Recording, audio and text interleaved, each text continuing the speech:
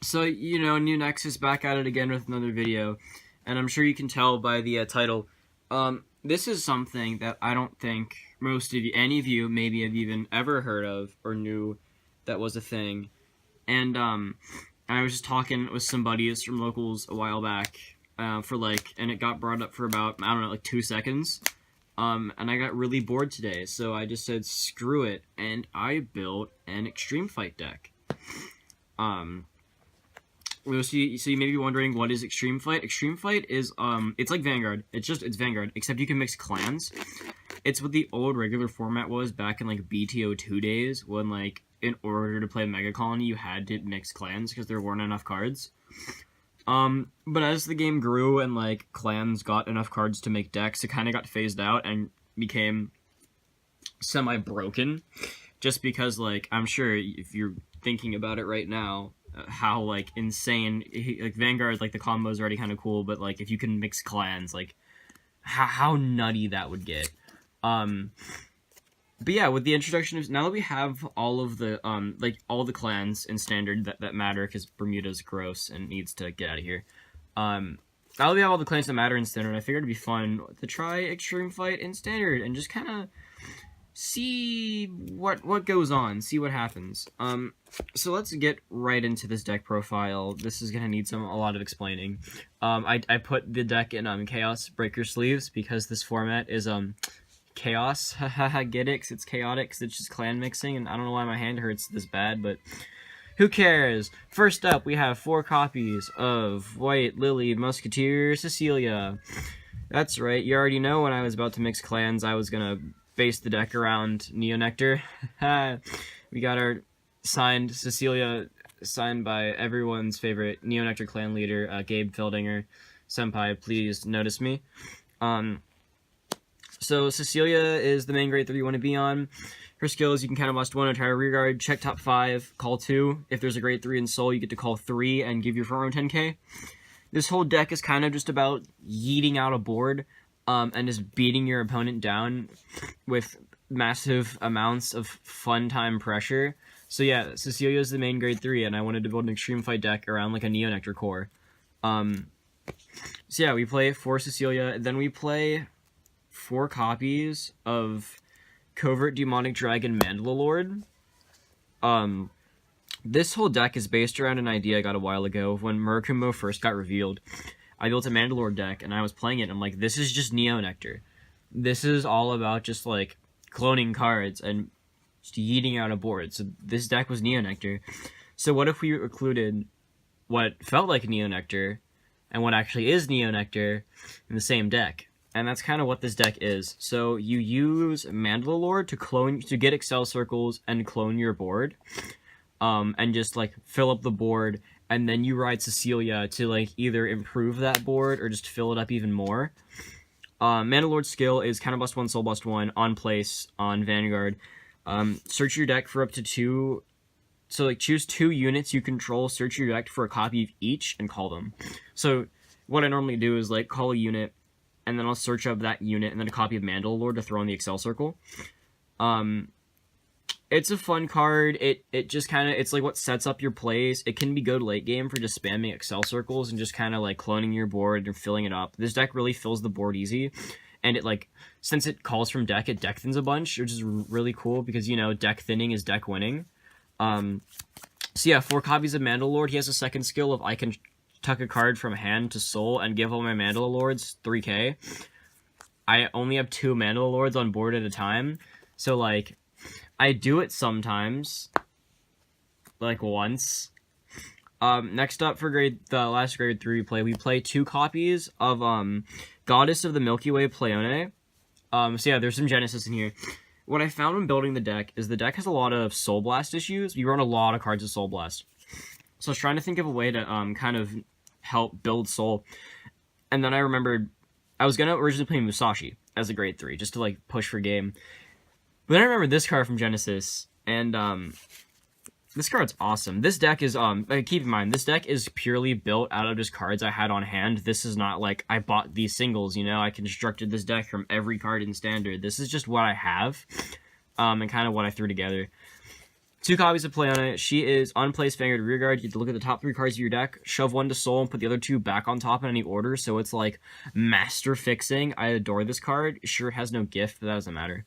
So you check top 3, you tuck a card to soul, so you can pay for your soul blast, and you get to stack the top of your deck. And I love it. I love this card. This card is super good. Like, this card is incredible. Please, like, play it. It's good. It's just good. On to grade 2s, we have the next part of the Neo Nectar engine, Sylvia. Her skill is just 1 placed, you get to call a plant token. It's super simple, super generic, but it's really good when you either like clone her with Mandala, call her off Cecilia. She just nets you a free extra card. So she's really good at just filling up the board and just kind of swarming field. Next up, we have 4 copies of kind of our payoff, like, to swarming the field. We play 4 Tragic Knight, Cathbad, I don't know, he has a name. 4 copies of this guy. His skill is when he attacks, he gets 3k for each rearguard you have more than your opponent. So the more rearguards you have over your opponent, the bigger he gets. So like, say your opponent has 3 rearguards, and you have a full board of Excel circles, he gets +6.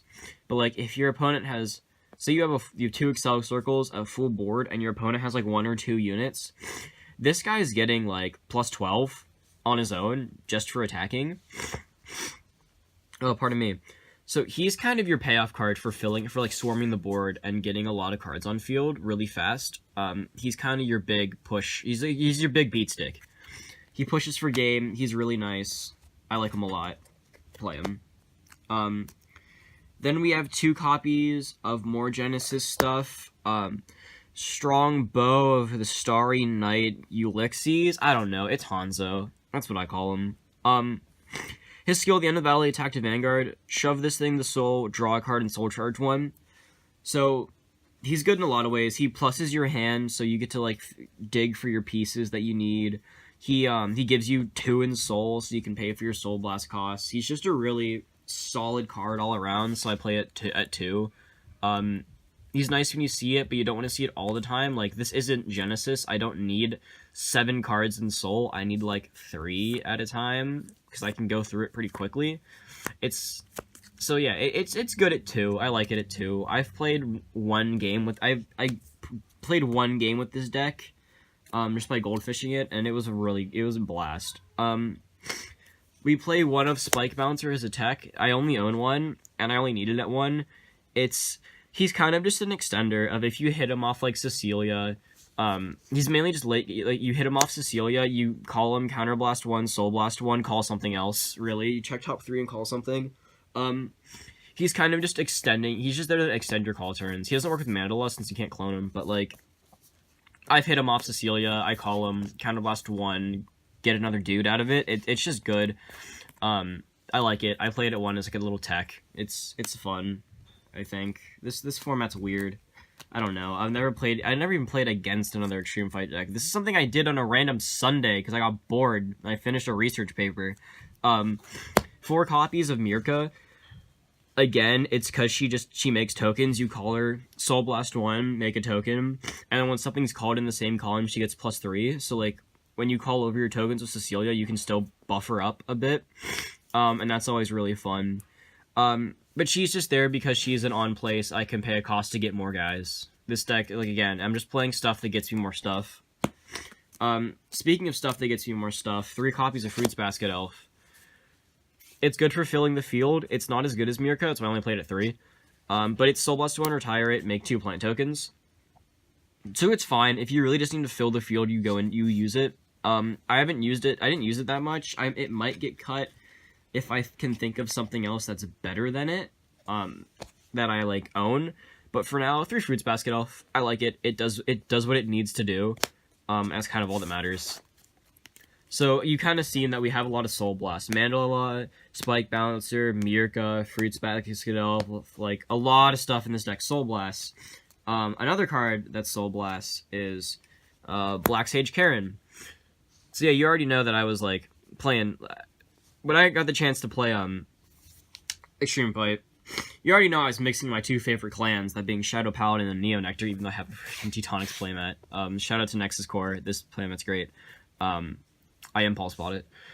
So yeah, you already knew I was playing Shadows and Neo Nectar, and it wasn't even intentional, because I play Cardfight because he's just a natural payoff to having a full board, and Karen is like the best countercharge engine, because this whole deck is about superior calling from deck and like cloning, using Cecile to fill up the board, so like, you're always going to call him with another card's ability. So you just get to call him Soul Blast 1 and Countercharge, which means you can keep using your Cecilias, your Mandalas, your Spike Bouncer, all your Counterblast stuff. You get to keep countercharging.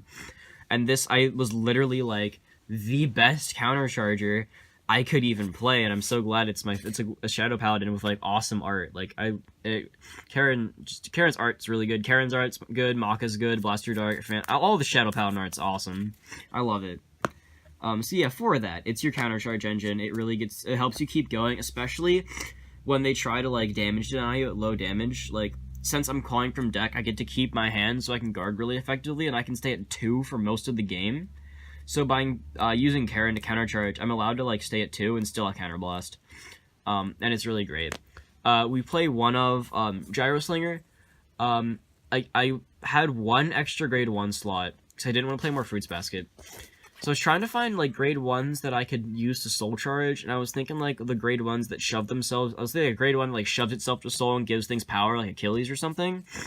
But then I started going through my binder, where I found Spike Bouncer, and I had the idea for the tech of him. I went through my binder, and when I hit the Spike Brother stuff, I found Gyro Slinger.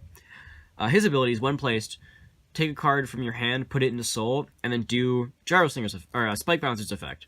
So he also functions as an extender for like your Cecilia turns. If you call him, take something from your hand, shove it to soul like a 5k, shove it to soul, call check top 3, call something else. So he's great at extending, and he gets to plus in your soul too, which is really, really good. Also, the card unit also gets 5k, which is probably important. That's a bonus. But yeah, I play it again. It's attack at 1. It's if you hit it off Cecilia, and you can use it to kind of just extend your combos and just fill the board, and I love it. I was thinking a good grade 3 for this deck, instead of Mandalord, maybe play Leopold, but again, I don't have those yet. So like Leopold might be a good option for this deck.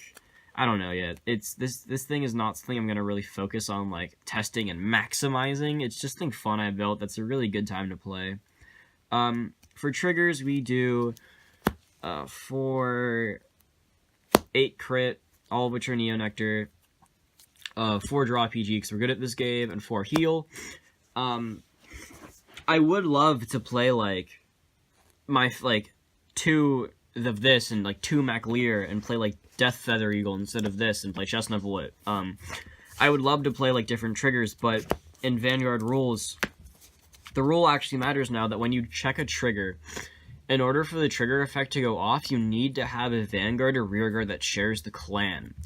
And since this deck is the majority of this deck is Neo Nectar, and the core engine of this deck is Neo Nectar, which means you're always going to have a Neo Nectar on board, it means that most of the time I'll be able to fill the conditions for a Neo Nectar card.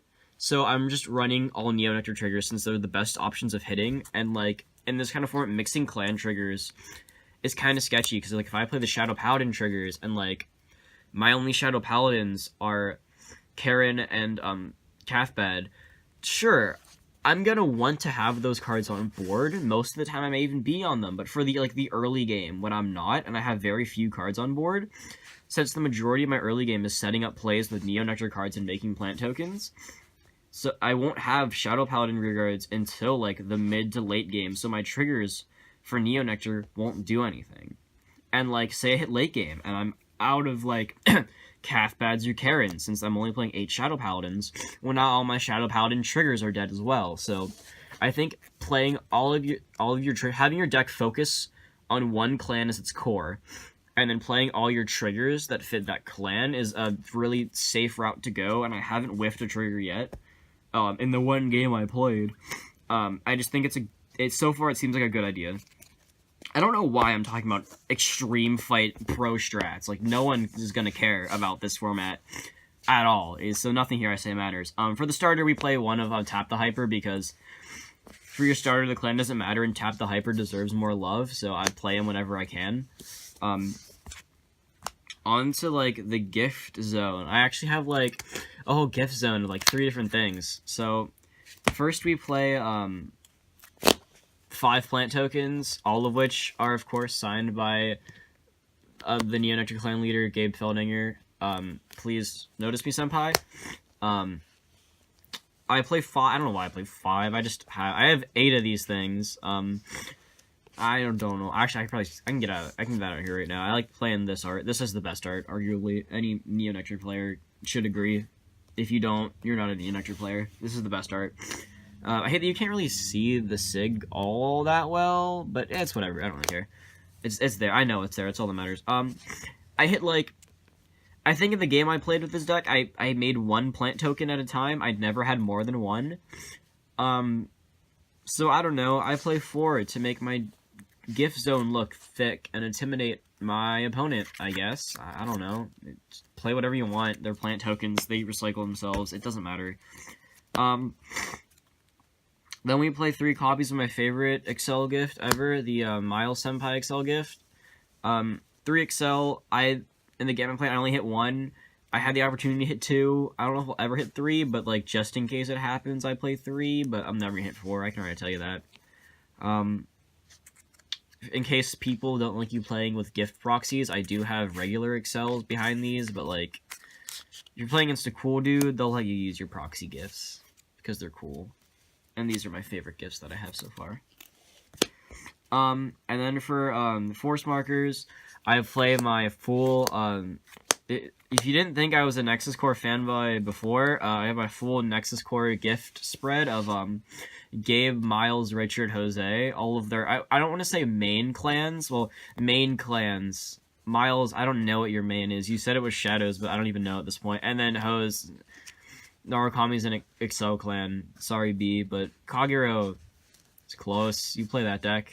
Yeah.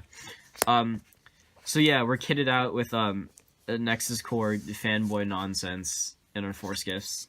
And that's about it. So yeah. Extreme Fight is actually, like, pretty dope. If you ever get a chance to try it, I highly recommend. It's, like, surprisingly, that's not the SIG. Hold up. Oh, there it is. This deck, it's Extreme Fight. It's so wacky. It's surprisingly, like, a good time. I can't wait to hopefully have my friends also build Extreme Fight decks, and then we can just kind of go ham with these. If you ever get the chance to try Extreme Fight, I recommend it just to see what kind of crazy nonsense you can come up with. You get to play, like, your favorite clans together, and, like, who knows, maybe we get lucky and they'll synergize like this did. But yeah, it's a fun time. I recommend. Other than that, this video is probably, like, way too long. Yeah, this video is way too long. So, it's been yeah, boy, I just realized I put all this stuff upside down. Ha ha ha, look at me, professional weeb card game tuber. Ha ha.